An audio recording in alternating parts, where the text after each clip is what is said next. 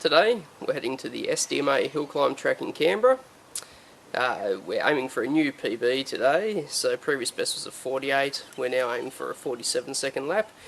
No major changes to the car in the last few months, but we're just going to change our driving style a little bit.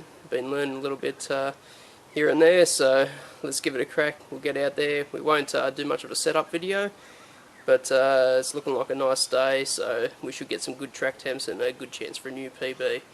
So fingers crossed and enjoy the lap.